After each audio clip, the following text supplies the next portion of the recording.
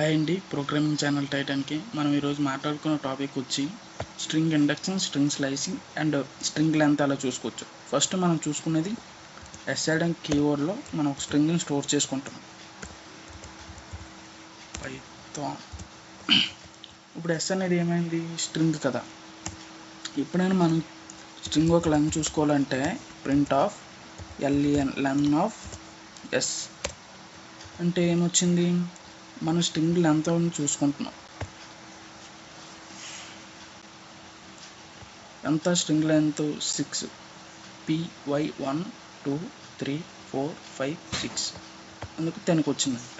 కానీ string indexing, string స్లైసింగ్కి వచ్చేటప్పటికి ఎలా లెక్కేసుకుంటుంది అంటే, స్ట్రింగ్ ఇండెక్సింగ్లో ఇది 0 పొజిషన్ అన్నమాట. పైథాన్లో P అనేది 0 పొజిషన్, Y అనేది 2 0 1, T అనేది 2 అలాగా 3 4 5 అనమాట. ఇప్పుడు ఇండెక్సింగ్ కొలుద్దాం. ఎస్ ఆఫ్ 0 పొజిషన్లో ఏముందో చూసుకుందాం. ఇది ఒక వేరియబుల్లో స్టోర్ చేసుకుందాం. ఫస్ట్ పొజిషన్ ఎస్ ఆఫ్ 0 పొజిషన్లో ఏముందో మనం ప్రింట్ చేసుకుందాం. ప్రింట్ ఆఫ్ ఫస్ట్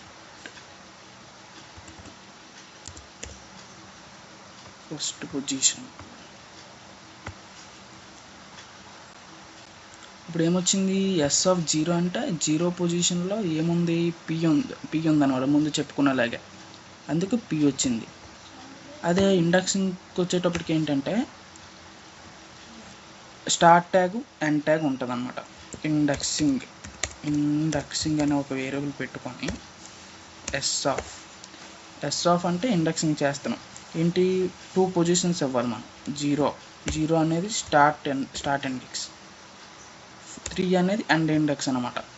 ఇప్పుడు మనం ప్రింట్ ఇండెక్సింగ్ అని ఇచ్చాము.